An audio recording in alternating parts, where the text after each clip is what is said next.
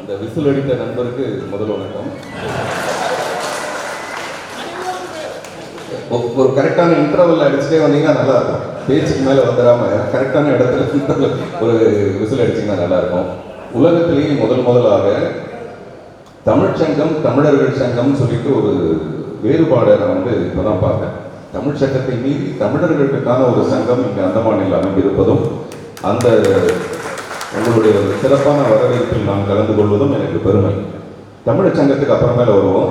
முதல்ல தமிழ் சங்கத்தின் தலைவர் திருவள்ளுவர் அவர்களுக்கு, தமிழ் சங்கத்தின் தலைவர் திருவள்ளுவருக்கு மாலை அணிவித்து உள்ள வந்தது வந்து எனக்கு மகிழ்ச்சி. அதே போல தமிழ் அன்னை, வழக்கமாக தமிழ் அன்னைன்னு சொல்லுவோமே தவிர அதுக்கு ஒரு அழகான சிலை வைத்து அதற்கு இந்த மாலை நேரத்தில் ஒரு மாலை போட்டு விட்டு அமர்வதுன்றது ஒரு எமோஷனலாக இருக்குது. அந்த விஷயங்கள்லாம் நம்ம வாழ்க்கையில் நான் நினைக்கிறது ரொம்ப சென்சிட்டிவாக இருக்கிற மனிதர்களுடைய மனசு இருக்குது பார்த்தீங்களா, அதுதான் ரொம்ப அழகான ஒரு விஷயம். இதில் வந்து அந்த க்ஷணம் போதும், அந்த மொமெண்ட்ஸ் போதும், அந்த வாழ்க்கையை நம்ம ருசிக்கிறதுக்கும் ரசிக்கிறதுக்கும். நான்லாம் அந்த மாதிரி தான். அந்த வாழ்க்கையில் கடைசி வரைக்கும் நம்ம எவ்வளோ சொத்து சேர்த்து வச்சு என்ன செய்வோன்றதை விட இந்த மொமெண்ட், இந்த க்ஷணத்தை நான் எவ்வளோ ரசிக்கிறேன். உண்மையிலேயே இந்த க்ஷணத்தை வந்து எனக்கு நான் ரொம்ப பெருமையாக, உலகத்திலேயே மிக சிறந்த மனிதன் நான் தான், உலகத்திலே மிகப்பெரிய கோடீஸ்வரன் நான் தாங்கிற அளவுக்கு எனக்கு சந்தோஷத்தோடு தான் இந்த சபையில் நான் கலந்துக்கிறேன். இந்த தமிழர் சங்கத்தின் தலைவர் ஐயா மூர்த்தி அவர்களுக்கும், துணைத் தலைவர் தமிழ்ச்செல்வன் அவர்களுக்கும், அவருடைய பேச்சை கேட்டு அவருடைய மனைவி சந்தோஷமா இருந்தால் பரவாயில்ல, எல்லாருமே ரொம்ப சந்தோஷப்படுற அளவுக்கு நான் எல்லாருமே டக்குன்னு எல்லா மனைவியும் சொல்றேன், எல்லாருமே இந்த கிறுக்கு புத்தி இருக்கு பார்த்தீங்களா, இது வந்து சுவாரஸ்யமானதும் ஆனால் கொஞ்சம் தவறான ப்ராப்ளம் ஆகிடும். செயலாளர் திரு காளிதாசன் அவர்களுக்கும் மற்றும் மேடைகள் இருக்க பெரியவங்க எல்லாருக்கும், குறிப்பாக இந்த கட்சிக்கு அப்பாற்பட்டு அப்படிங்கிறது வந்து எனக்கு ரொம்ப ரொம்ப பிடிச்சது. தனித்தனியாக குறிப்பிட்டு இவங்க வந்து பிஜேபி, இவங்க காங்கிரஸ், இவங்க டிஎம்கே, இது எல்லாத்தையும் சொல்லி இதுக்கெல்லாம் அப்பாற்பட்ட ஒரு கட்சி தான் தமிழ் கட்சி. தமிழ் கட்சியின் மீது ஒரு கட்சி ஒன்றுமே கிடையாது. அதனால தான் என்னதான் இந்தியனாக இருந்தாலும் தமிழன் எவ்வளோ ரொம்ப ஸ்ட்ராங்கானவன் அப்படிங்கிறதுக்கு நம்ம படத்தோட வெளியீடு வந்து ஒரு தமிழன் நான் சொல்றது வந்து உழைப்பால மட்டுமே உயர்ந்தவன் தான் தமிழன். எவ்வளவு நெருக்கடிகள் வந்தாலும் இந்த அந்தமான் நிக்கோபார் தீவுகளில் எனக்கெல்லாம் வந்து ஒரு சின்னதாக ஒரு மின்னல் அடித்து இடி இடித்தா கூட என்னுடைய ஆஃபீஸ் வந்து கேகே நகரில் இருக்கும், வீடு வந்து ஆழ்வார்கர் நகர், கிட்டத்தட்ட ஒரு 15 நிமிஷத்துக்குள்ளே போயிடலாம். ஒரு இடி இடித்தாலே நான் ஓடி போயிடுவேன் வீட்டுக்கு. என்னுடைய குழந்தைங்க எங்கே இருக்காங்களோ நான் அங்கே போயிடணும். அந்த இடி விழுந்து அது அவங்களையும் பாதிக்கப்படக்கூடாது, என்னை மட்டும் தனியாகவும் பாதிச்சிடக்கூடாது. நான் இருக்கிற ஒரே இடத்துல இப்போ வயநாடு சம்பவம் வந்து எப்படி மிகப்பெரிய வருத்தமான ஒரு விஷயமா இருக்கோ அந்த மாதிரி நம்ம ஒரே இடத்துல இருந்துடணும் அப்படிங்கிற அளவுக்கு நான் ரொம்ப ரொம்ப சென்சிட்டிவான ஒரு ஆசாமி. அப்புறம் காலப்போக்கில் எல்லாமே மாறி போயிடுது, குழந்தைங்களுக்கெல்லாம் கல்யாணம் ஆகிடுது, எல்லாம் போயிடுது. அப்புறம் நம்ம தனித்து விடப்படுவோம். இப்போ நமக்கு எது சொந்தம்னு பார்த்தா இந்த தமிழ் சொந்தங்கள் தான் நமக்கு மிகப்பெரிய உறவுகளாக இருக்குது. எதுக்காக சொல்ல வரேன்னா, சொந்தங்களெல்லாம் விட்டுட்டு இங்கே அந்தமான் நிக்கோபாரோட இன்றைய நிலைமை இப்படி இருக்கு. இன்னும் ஒரு 50 வருஷத்துக்கு முன்னாடி இந்த தீவோட நிலைமை எப்படி இருந்திருக்கும். அந்த நேரத்தில் உழைக்க ஆரம்பிச்சு ஐயா மாதிரி ஐயாவோட அப்பா பற்றிலாம் சொல்லாங்க. அந்த மாதிரி இந்த ரொம்ப பெருமையான ஒரு விஷயமா இருக்கு. இந்த அங்கத்தினர்கள் எல்லாருக்கும் என்னுடைய பணிவான வணக்கமும் நன்றியும். இந்த இடத்துல இப்போ நான் ஒரு விஷயம் சொல்ல போகிறேன். எனக்கு முன்னாடி பேசினவங்க ஐயா சொன்னார், நேற்று ஃபோனில் அழைச்ச உடனே இங்கே வந்துட்டாரு அப்படின்னு. ஒரு பெரியவர் சொன்னார், நாங்கள் கூப்பிட்ட உடனே வந்ததுக்கு நன்றி அப்படின்லாம் சொன்னார். நான் வந்து இன்னைக்கு காலையில் திரு தமிழ்ச்செல்வன் அவர்கிட்ட அவருடைய போஸ்ட்டை பார்த்தேன். இந்த தமிழ் சங்கத்திற்கு பார்த்திபன் வர விருப்பம் தெரிவித்துள்ளார் அப்படின்னு போட்டிருக்கு. நான் சொன்னேன், சார் நீங்கள் என்ன அழைச்சிங்க, உங்கள் அழைப்பை ஏற்று நான் வந்தேன்னு சொன்னால் கௌரவமாக இருக்கும் இல்லையா அப்படின்னு. அப்போ அவர் சொன்னார், அதாவது நம்ம எந்த இடத்துக்கு போனாலும் நம்ம கற்றுக்கிறதுக்கு ஏதாவது ஒரு விஷயம் இருக்குன்றதுக்காக நான் இதை சொல்ல வரேன். அப்போ சொன்னார், நாங்கள் அழைச்சி நீங்கள் வரதுங்கிறத விட இந்த தமிழர் சங்கத்துக்கு நீங்களாக வரீங்கன்னு சொன்னீங்கன்னா அது எவ்வளோ கௌரவமான ஒரு விஷயமா இருக்கும் அப்படின்னாரு. சத்தியமாக நான் வந்து உங்கள்கிட்ட கற்றுக்கிட்டேன். இதை எதுக்காக நான் இந்த குறிப்பிட்டு சொல்கிறேன்னா, ஒரு தாயோட மார்பு தேடி தான் அந்த மழலை போய் போகணும். ஏன்னா தாய்ப்பால் மாதிரி அந்த தாயின் பால், ஒரு தமிழ் பால் தான், அந்த தமிழ் பால் எங்கே இருக்கோ அங்கே தேடி தான் இந்த மாதிரி மழலை வரணுமே தவிர நீங்கள் அழைச்சி இங்கே வரக்கூடாது. இது வந்து எனக்கும் அன்றைய என்னுடைய மனைவிக்கு நடுவில் ஒரு பெரிய டிஸ்கஷன் ஒன்று இருக்கும். அப்போ இதை நிறைய இடத்துல நான் பேசியிருக்கேன். அது சம்பந்தமாக பிரச்சனைலாம் வந்து அப்புறம் தீர்ந்து போச்சு. அதனால தைரியமாக சொல்லலாம். உங்கள் 2 பேரில் யார் என்ன முதல்ல லவ் பண்ணது, நீங்களா சீதாவா அப்படின்னு கேட்கும்போது நான் சொன்னேன், இல்லைங்க சீதா தான் லவ் பண்ணாங்க அப்படின்னு. நம்ம கருன்னு இருக்கோம், அவங்க அப்படியே லட்சுமிகரமாக இவ்வளோ அழகாக தேவதை மாதிரி இருக்காங்க, இவ்வளோ தைரியமாக அப்படி சொல்கிறாங்கன்னு சொல்லிட்டு, அப்போ கல்யாணம் ஆன புதுசாக நான் இந்த மாதிரி பேட்டி கொடுக்குறத பார்த்துட்டு அவங்க கேட்பாங்க, என்னங்க இந்த மாதிரி நான் தான் உங்களை லவ் பண்ணேன்னு சொன்னால் பார்க்குறவங்க ஒரு மாதிரி தப்பாக நினைக்க மாட்டாங்களா அப்படின்னாங்க. அப்போ நான் சொன்னேன், இல்லைம்மா உங்களை மாதிரி இவ்வளோ அழகான ஒரு பொண்ணை ஊரே லவ் பண்ணும், 1000 பேர் 100 பேர் லவ் பண்ணிட்டு இருப்பாங்க. நீங்கள் திரும்பி யாரை லவ் பண்ணுறீங்களோ அதுதானே பெருமை.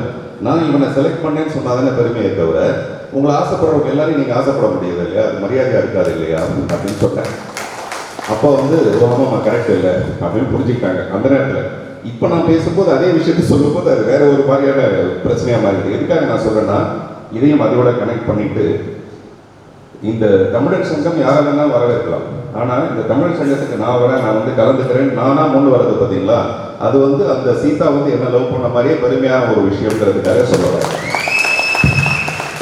கரெக்டான இடத்துல விசில் அடிச்சுங்க. இந்த மாதிரி சில நேரத்தில் தப்பாக விசில் அடிச்சு நம்மளை எங்கேயாவது ஒரு இடத்துல மாட்டி விட்டுருவாங்க. அந்த விசில் சத்தம்லாம் சேர்ந்து வச்சுட்டு. ஸோ ரொம்ப ரொம்ப மகிழ்ச்சி. நான் வந்து இந்த டீம்ஸ் படம் நாளைக்கு எல்லாரும் பாருங்கள். 3 வாரங்கள் ஆச்சு இந்தியனோட சேர்ந்து இந்த படம் ரிலீஸ் ஆகி 3வது வாரத்தில் வந்து இப்போ கடந்து 4வது வாரத்துக்கும் போகுதுன்னு சொல்லிட்டு தகவல் எனக்கு. நாளைக்கு தயவு செய்து எல்லாரும் குடும்பத்தை விடவங்க, நிறைய குழந்தைங்களை நான் இங்கே பார்க்க முடியல. அது வந்து ஒரு குழந்தைங்களுக்கான படம், குழந்தைங்களோட குடும்பத்தோடு பார்க்குற ஒரு யூ சர்டிஃபிகேட் ஃபில்ம். அது நம்ம வழக்கமாகவே வன்முறை வந்து நம்ம வாழ்க்கையிலேயே நிறைய பார்த்துட்டு இருக்கிறதுனால சினிமாவில் அது வேண்டாம். அப்புறம் முதல் முறையாக நான் இந்த மாதிரி ஒரு படம் பண்ணியிருக்கேன். வெறும் 13 குழந்தைகளை மட்டுமே பள்ளிக்கூடத்துக்கு நீங்கள் அனுப்பிட்டு எவ்வளோ ஒரு பதட்டத்தில் இருப்பீங்க சாயங்காலம் திரும்பி வர வரைக்கும். அந்த மாதிரி இந்த வெறும் 13 குழந்தைங்களை வச்சு நான் ஒரு படம் எடுத்துட்டு இந்த படத்துக்கு என்ன மாதிரியான வரவேற்பு கிடைக்க போகுது. முதல் நாள் ஒன்றுமே கிடையாது, வெறும் 0. அடுத்த நாள் என்னுடைய நம்பிக்கை சிறுக இன்னைக்கு இதன் மூலமாக நான் எத்தனை கோடி சம்பாதிச்சிட்டேங்கிறத விட, நான் சின்சியராக உழைச்சி சொந்த கற்பனையில் எடுக்கப்பட்ட படம் இது. அந்த படத்துக்கு கிடைக்கிற எவ்வளவு பெரிய வரவேற்பும் எனக்கு வந்து பல கோடிக்கு சமமான ஒரு வரவேற்பு. குறிப்பாக நாளைக்கு நீங்கள் படம் பார்த்து இந்த மாதிரி கை தட்டும் போது அந்த சந்தோஷம் வந்து பன்மடங்கு இருக்கும். நாளைக்கு வந்து 3:40க்கு ஆனந்த் தியேட்டர்லையும் 5:55க்கு நம்ம திவ்யம் திரையரங்கிலையும் நான் 2 தியேட்டர்லையும் நான் வந்து கலந்துக்கிறேன். நான் உங்களோட சேர்ந்து படம் பார்க்குறேன். அதுக்காக நான் காத்திருக்கேன். நம்ம என்னதான் படம் எடுத்தால் கூட அது என்ன மாதிரியான வரவேற்பு இருக்குது மக்கள் மத்தியிலன்னு தெரிஞ்சுக்கிறது வந்து எல்லா கலைஞருக்கும் பிடிக்கும். உதாரணத்துக்கு நான் சொல்கிறேன், கலைஞர் முத்தமிழ் அறிஞர் கலைஞரை வந்து அவ்வளோ பெரிய ஒரு பேரறிஞர். நான் அவரை சந்திக்கிறதுக்காக போகும்போது அவருடைய பிஏ கிட்ட வந்து எனக்கு ஒரு பேப்பர் கடிதம் எடுத்து கொடுத்து அனுப்புவார். அதில் வந்து அன்னைக்கு காலையில் அவர் எழுதின ஒரு கவிதை இருக்கும். இந்த கவிதையை பார்த்திபன்கிட்ட கொடுங்க, அவர் என்ன சொல்கிறாருன்னு பார்க்கலான்ட்டு அவர் என்கிட்ட கொடுப்பாரு. எனக்கு பெருமை தாங்காது. கலைஞர் எழுதின கவிதையும் வந்து நமக்கு சுட பேப்பரே சூடாக இருக்கும், கவிதை வந்து அப்படி இருக்கும். அதை எடுத்து என்கிட்ட கொடுக்குறாரு. நான் என்ன ரொம்ப சின்ன பையன், நம்ம வந்து இந்த கவிதையை படிச்சு நம்ம அவர்கிட்ட என்ன சொல்கிறது அப்படின்ட்டு நான் மேலே போகும்போது எல்லா வேலையும் விட்டுருவாரு. அந்த பொக்க வாயை வச்சுக்கிட்டு இந்த கவிதை எப்படி இருக்குதுன்னு கேட்பாரு. அதை வந்து நான் சொல்லணும், அது நல்லா இருந்ததுன்னு சொல்லணும், அல்லது நான் வழக்கமே கொஞ்சம் இடக்கு மடக்க ஏதாவது ஒன்று சொல்லுவேன். அதில் இருக்க ஒரு வரி மட்டும் எனக்கு பிடிக்கலங்கன்னு சொல்லுவேன், அது ரொம்ப நல்லா இருக்குங்கன்னு சொல்லுவேன். அதை ரொம்ப ஆர்வமாக கேட்பார். அவருக்கு பாராட்டுங்கிறதோ இந்த பொன்னாடைங்கிறதோ மாலைகள்ங்கிறதோ இது எல்லாமே பழகி போன ஒரு விஷயம். ஆனால் அவருக்கே வந்து அது தேவைப்படும். அப்படின்னா என்ன மாதிரி கலைஞர்களுக்கு எவ்வளோ கைத்தட்டல் தேவை, பின்னாடி வந்து எவ்வளோ விசில் நமக்கு தேவைப்படும்.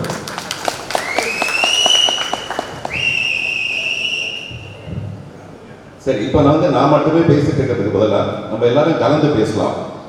கொஞ்ச நேரம் நம்ம டைம் எடுத்துக்கலாம். அதனால் யாராவது பேசணும்னு நினைக்கிறவங்க முதல்ல மைக்கை கேளுங்க, அப்புறம் கேள்வி கேளுங்க. இந்த மைக்கை யாருக்காவது கொடுங்க. முதல்ல பெண்கள் வந்து ஆரம்பிக்கலாம். அப்படி ஆண்கள் பேசினா ஃபீமேல் வாய்ஸ்ல பேச. முதல்ல சின்ன பழவேற்றையாரை பற்றி நான் சொல்கிறேன். பொன்னியின் செல்வனில் வந்து பெரிய பழவேற்றையாராக நடிக்க வேண்டியதே நான் தான். அந்த லக்கு வந்து ஐஸ்வர்யாக்கு இல்லாமல் போயிடுச்சு பாருங்க. எனக்கு தெரிஞ்சு நிறைய பேர் வந்து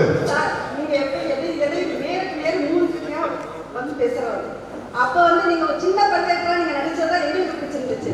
ஏன்னா நீங்க அங்க கொடுக்குற ஒவ்வொரு இது வந்து ஒரு தப்போ ஒரு அழகுக்கு மயக்க மாட்டீங்க, பணத்துக்கு மயங்கல, பதவிக்கு வணங்குது. அந்த இடத்துல உங்களை வந்து ஐஸ்வர்யா ராய் அம்மா வந்து இருந்ததுனால உங்களுக்கு அந்த சின்ன பையன் இருக்கிற கேரக்டர் தான் எனக்கு ரொம்ப பிடிச்சிருந்துச்சு. Very good, thank you. இந்த என்கிட்ட இருக்கிற அந்த நேர்மை நீங்க சொல்லும்போது எனக்கு சந்தோஷமா இருக்கு. அதுக்கும் நீங்க டைம் எடுத்துக்காம டக்குன்னு சொன்னீங்க பாத்தீங்களா. ஐஸ்வர்யான்னு சொன்னோன்னா எல்லாருடைய கவனமும் அந்த அழகு மேல போகும். நீங்க அதை தூக்கி போட்டு நான் சொன்னேன் சரத்குமார்ட்ட, நீங்க ஒன்றும் பெரிய நடிகர்லாம் கிடையாதுங்க, ஐஸ்வர்யா பார்த்துட்டு பார்க்காத மாதிரி போறவன் எவ்வளவு பெரிய நடிகனா இருப்பான், இவ்வளவு பக்கத்துல ஒரு அழகான ஒரு சில மாதிரி ஒரு பொண்ணை வச்சுட்டு அதை நான் பிடிக்காத மாதிரி நடிப்பேன் படத்துல. நீங்க சொன்ன மாதிரி எனக்கு வந்து என்னுடைய ராஜாங்கம், என்னுடைய அரசு தான் எனக்கு முக்கியமே தவிர இந்த பேரழகெல்லாம் முக்கியம் இல்லைன்னு பண்ற ஒரு கேரக்டர் வந்து எனக்கு உண்மையிலே பிடிச்சிருந்தது. என்னுடைய அவகாசம் அங்கே நேர அவகாசம் இல்லாதனால நான் அந்த நேரத்தில் இரவினிடம் ஒரு படம் பண்ணிட்டு இருந்தேன், வேற ஒரு வெப் சீரிஸ் ஒன்று பண்ணிட்டு இருந்தேன். அதனால எனக்கு நேரம் கொடுக்க முடியாம நான் அந்த சின்ன படவேற்றையாரை பண்ணேன். ஆனா அந்த சின்ன படவேற்றையாருக்கு பின்னாடி இப்படி ஒரு சரித்திரம் இருக்கிறது எனக்கு ரொம்ப சந்தோஷமா இருக்கு. இல்ல சார், அது உங்க கேரக்டர்ல ரொம்ப நிர்ணயிக்க வேண்டியது. எத்தனை கேரக்டர் நீங்க பண்ணிருக்கீங்க, புதிய பறவைகள். உங்க சின்ன நான் 19 வயசு எங்க அந்தமானுக்கு வரும்போது அதுக்கு முன்னாடி உங்க படங்கள்லாம் எங்க அம்மா ரொம்ப ரசிச்சு பார்ப்பாங்க. எங்க அப்பாவுக்கும் உங்களுக்கு ரொம்ப பிடிக்கும். அப்ப நான் இன்னைக்கு 43 வயசுல, என் பொண்ணுக்கு இன்னைக்கு 21 வயசு ஆகுது. இன்னைக்கு வந்து உங்களை நேரில் சந்திக்கல அந்த படங்களை விட இந்த சின்ன படங்கள் வந்து எனக்கு ரொம்ப பெருமையா இருக்கு நடிச்சது. இது மாதிரி நீங்க நிறைய படங்கள் நடிக்கணும். அது கெத்தா இருந்தா இதே மாதிரி ஒரு பதவியா இருந்தாலும் அன்னைக்கு அந்த பொசிஷன்ல நீங்க நிற்பீங்க. அந்த கேட்ல வந்து அவரை நிறுத்திங்க, அவர் வருவாரு, அரசு பண்ணுங்கன்னு சொல்ல அந்த இடத்துல நீங்க நிற்பீங்க. அதான் அந்த கேரக்டர். உங்க குணத்தை வந்து அவங்க இடத்துல நிறுத்திங்க. அழகு முக்கியம் கிடையாது, பெண்களுக்கு அழகு, படிப்பு, அறிவு அதோட முடியாது. ஒரு நிமிஷம் நின்று திருப்பி இந்த மாதிரி படத்தை விரும்புகிறோம். இன்னொரு படம் கொடுக்கணும். அதை நீங்க வந்து ஒரு பெண்மணியோட வாயிலிருந்து கேட்கறது ரொம்ப பெருமையா இருக்கு. பெண் அழகுதான் வாஸ்தவம், அதெல்லாம் ஓகே, அதெல்லாம் கடந்து போகும். நான் இதை வந்து ஐஸ்வர்யாக்கிட்டே சொன்னேன், இந்த அழகுங்கிறது கொஞ்ச காலகட்டத்தில் மாறி போயிடும். அப்புறம் நீங்க ரொம்ப அழகுன்றது எனக்கு ரொம்ப பார்க்கறதுக்கு ரொம்ப பிடிக்கும், உலக அழகியா ஐஸ்வர்யா பார்க்கறதுக்கு. பட் நீங்க அபிஷேக் பச்சனை கேட்டு பாருங்க, yeah she is my wife, that's all அப்படின்வாங்க. எவ்வளவு பெரிய அழகியா இருந்தாலும் மனைவி ஆனதுக்கு அப்புறம் அது ஒரு பெரிய விஷயமா இல்லைன்னு சொல்லுவாங்க. அதனாலதான் அது வந்து வேற லெவலுக்கு வந்து நிற்குது நீங்க அந்த பிரச்சனைகள்.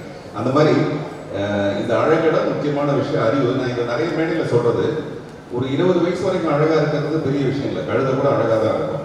ஆனா அந்த 20லேருந்து 40 வயசு வரைக்கும் அந்த அழகை வந்து அறிவா மாத்திக்கிறது இருக்கு பார்த்தீங்களா, அது ரொம்ப பெரிய விஷயம். அதே மாதிரி 40 வயசுக்கு மேலே நம்ம அழகா இருக்கணும்னா அந்த அழகை வந்து நம்ம அன்பா மாத்திக்கணும்.